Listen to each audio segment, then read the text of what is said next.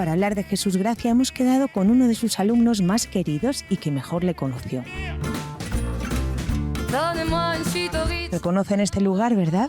Exacto, el Teatro Principal de Zaragoza, donde tantas noches de jota pasó Jesús, sobre el escenario y fuera de él. Offrez-moi du personnel, j'en ferai quoi? Un manoir à Neuchâtel, ce n'est pas pour moi. Offrez-moi la Tour Eiffel, j'en ferai quoi? Bueno, estoy aquí con una leyenda de la jota. Nacho, ¿qué tal estás? Pues muy bien, encantado de estar aquí contigo y además en este marco incomparable. Bueno, aparte de este marco que has decidido tú, a mí me encanta y quiero que me cuentes que cuando te llamamos para decirte que queríamos hacerte una entrevista, dijimos, ¿cuál es el sitio en el que más te apetecería? Y dijiste, en el Teatro Principal, en la fila 5. O sea, nunca nadie ha sido tan concreto. Cuéntanos por qué. Bueno, porque en esta fila siempre se sentó, cuando él ya no competía, se sentó nuestro maestro Jesús Gracia. Y él siempre estaba donde estás tú. Uy. Veía siempre todos los acontecimientos joteros que se celebraban en este teatro, que por excelencia ha sido siempre el Teatro de la Jota. Hay un dato que me sorprende muchísimo, ¿no? Que él con 36 años ya había ganado todas las competiciones y se retira. ¿Cómo es esto? Se retira de la competición porque, mira, él obtiene el certamen oficial en el año 45, en el 48 obtiene su primer premio extraordinario y a la muerte de Pascual Aperier en el año 50 se hace un premio especial Pascual Aperier al que solo podían optar hombres y mujeres que hubiesen obtenido el premio extraordinario. O sea, es un campeonato entre campeones. Ganó el gran campeonato entre campeones y durante muchos años y para muchos fue el número 1 de la Jota. En el 59 se hace una nueva convocatoria del primer campeonato de Aragón, que también es un premio al que solo pueden optar todos los que tengan el premio extraordinario, pero esta vez lo dividen. Es modalidad de hombres, modalidad de mujeres y modalidad de baile. Entonces él decide presentarse en aquella convocatoria y había 6 compañeros más inscritos. Al ver que él se presenta, no se presentó ninguno. Entonces él ahí decide no volver a presentarse, porque claro, todo el mundo le decía como que era pues que abusaba un poco, que dejara paso a los demás, ¿no? Es decir, estamos hablando de un auténtico fuera de serie, del número 1 durante muchos años, y que todo lo que quiso ganar lo ganó, y que su prestigio estaba por encima de todo. No hace falta ni que enumeremos los premios porque los tiene todos, y los tuvo todos, y los que no tuvo, pues sería porque no querría presentarse o por lo que fuere.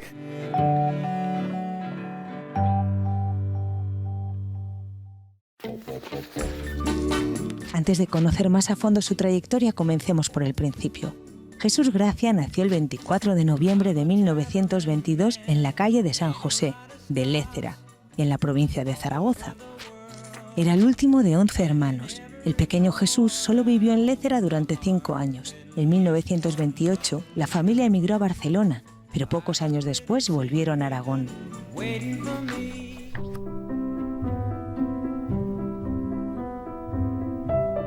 Piedad Gracia, hija de Jesús Gracia y Piedad Gil, nos ha citado en un lugar con mucha historia. Un lugar en el que la inolvidable voz de su padre todavía resuena entre sus paredes. Bueno, Piedad, estamos aquí en el edificio de la Caja Rural de Aragón, antiguo casino mercantil de Zaragoza. Este lugar es muy importante para tu familia, cuéntanos por qué. Bueno, y solo tienes que verlo. Es un edificio que acoge y que transmite mucho. Y luego muchas cosas hemos celebrado aquí, sobre todo los aniversarios de la muerte de mis padres y con homenajes con sus alumnos, y hace 2 años pues el centenario de mi padre. ¿Qué te contaba a ti tu padre de su infancia en Lécera? No contaba mucho, ¿eh? Yo creo que fue una época muy dura. Mi padre de la guerra hablaba muy poco porque les tocó vivir una situación difícil, con unos hermanos en un lado, otros hermanos en otro, uno se tuvo que ir a Francia, ese lado, y entonces no era un tema agradable.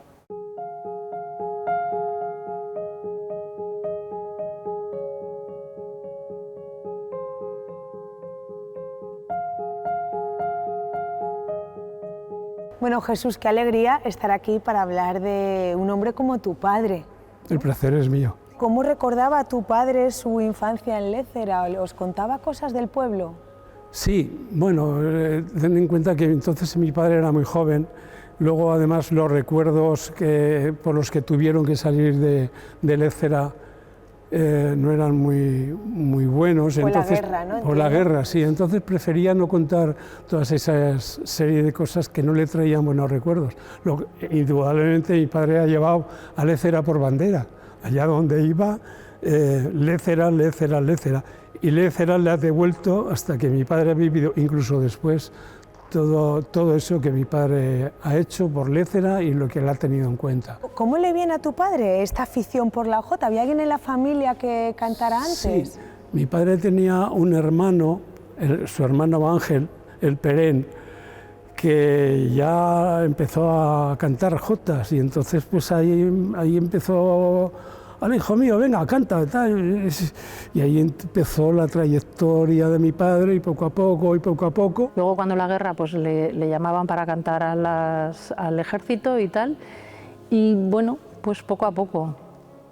¿Y alguien le descubre y le lleva con un buen maestro? En el colegio, cuando él está estudiando, hay un padre de La Salle que sí que se da cuenta de que canta. La primera vez que yo vi cantar a Jesús Gracia, yo era un chico de 14 o 15 años, y entonces él vino a cantar al colegio. Entonces lo presentaron como un exalumno de La Salle, como un exalumno del colegio, que venía a cantarnos. Entonces él vino con su grupo, cantó allí, y entonces yo ya me quedé absolutamente conmovido de escucharlo, de verlo cantar. Claro, tu padre en realidad es una leyenda en el mundo de la jota, pero no solo se dedica a eso, ¿no? En aquella época no se podía vivir de la jota. O sea, él tenía su trabajo, él ha sido contable, primero en una fábrica, en una librería, luego en una fábrica de zapatos y luego ya en una compañía de seguros, y por la tarde en una empresa, llevaba la contabilidad en una empresa de maquinaria de construcción. Eso luego lo dejó ya para dedicarse un poco más a dar clases. Jesús Gracia destacó por tener un olfato especial para detectar jóvenes talentos, alumnos y alumnas a los que con el tiempo convertiría en auténticas estrellas de nuestra jota. Podríamos decir que fue un gran ojeador, haciendo un símil futbolístico, porque descubrió, entre otros, descubrió a Nacho y a Beatriz, que son algunos de los más grandes cantadores de la historia de la jota, ¿no?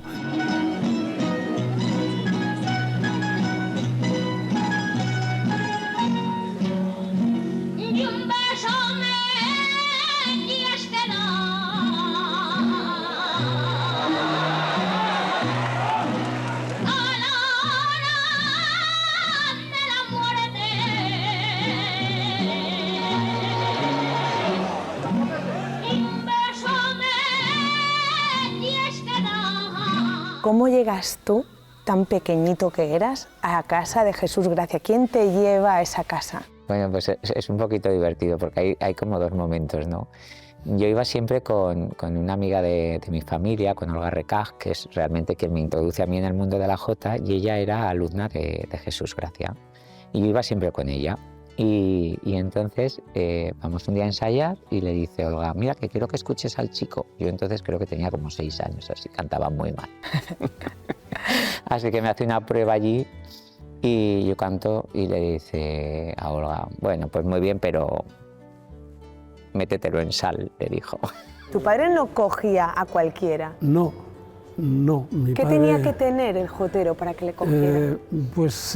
Mi padre tenía que ver algo diferente al resto para decir, me voy a volcar con esta persona y voy a dedicarme a él, porque en principio se me decía, yo no tendré alumnos, pero luego cambió de opinión, luego ayudado también por mi madre, de que mi madre también, pues Jesús, pues este chico o esta chica parece que deberías de...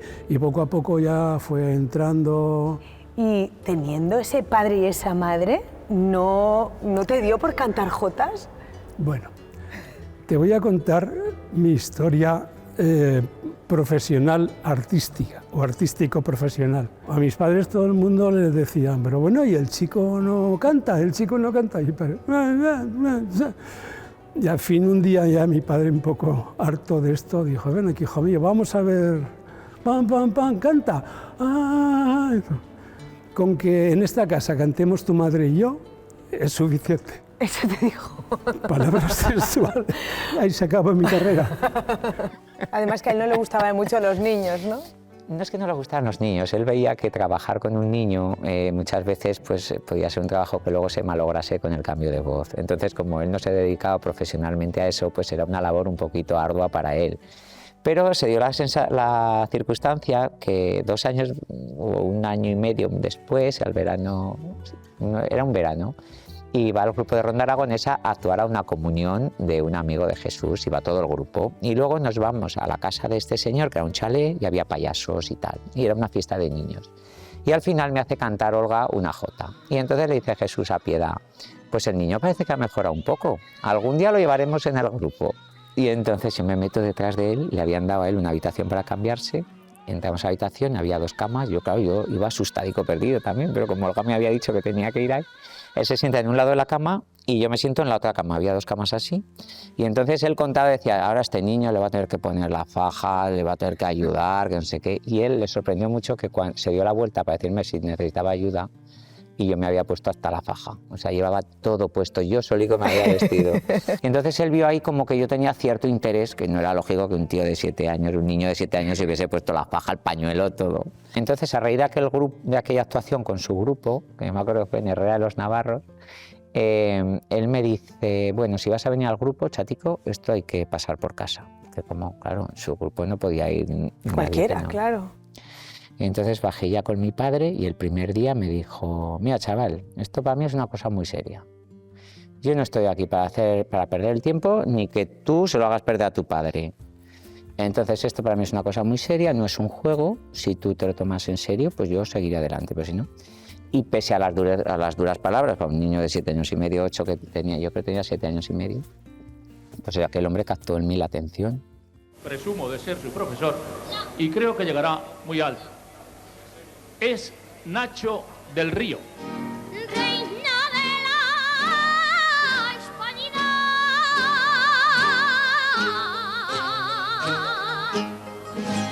ante el pilar de la Virgen. Pero sí que es verdad que a ti en un momento dado te hace cantar con una chica de su pueblo que ha sido tu compañera inseparable. Pues mira, este año vamos a hacer 30 años juntos. 30 años, madre mía. Junto a Beatriz Bernat. Vine aquí, claro, es lo que impone, ¿no? De haberlo escuchado, de verlo, y nunca te atreves como a decirle nada, ¿no? Es como un poco intocable. Nos sentamos ahí en la salita y pues empezamos a hablar, así es que de Lécera y tal, y bueno, chatica, te voy a escuchar y si vales te cojo porque eres de Lécera, ¿eh? Me decía. Y bueno, pues la verdad es que esa tarde me hizo cantar y yo creo que le gustó, porque ya seguidamente me citó para la semana siguiente y para la semana siguiente, y ya me puso un día de venir. A raíz de una conferencia que se hizo en Lécera, Nacho estaba recién con el cambio y decidió pues que la representáramos y la ilustráramos nosotros con nuestras voces, lo que eran las tonadas. Pero tú a Beatriz no la conocías en ese momento. Yo, hombre, sabíamos de la asistencia de los dos, pero en su casa nunca habíamos coincidido. Y entonces nos cita un día en casa para cantar unos dúos para esa conferencia. Y en abril del 95 fue la primera vez que yo canté con Beatriz. Oigamos en primer lugar a Beatriz, canta la jota, ¿cómo quieres que invierno?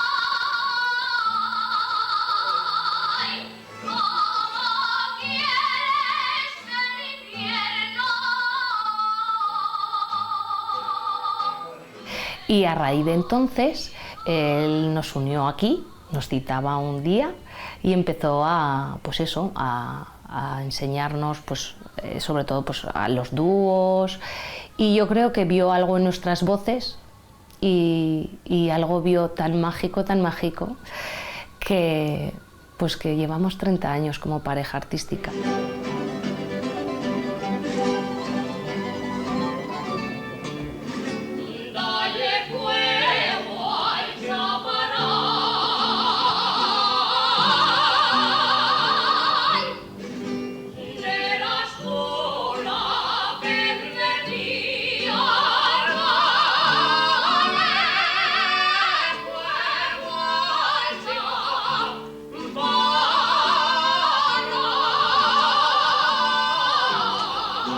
Eso me emociona mucho porque ahora que estoy en este cuarto y hará pues 30 años como pareja artística, que es cuando empezamos ya a concursar, pero un año o dos antes estuvimos preparándonos aquí los dos y ha sido tan maravilloso que, bueno, que voy a llorar, corta un poco. En aquellos años, para Jesús, tanto Bea en las voces femeninas como yo, pues éramos sus pupilos. Está mal decirlo y los compañeros a veces pues no lo han llevado bien, pero es que éramos su ojito derecho los dos. Y bueno, yo creo que este tiempo que no ha estado, pues es cierto que él nos ha ayudado mucho desde ahí arriba. Lo siento así y lo sentimos los dos.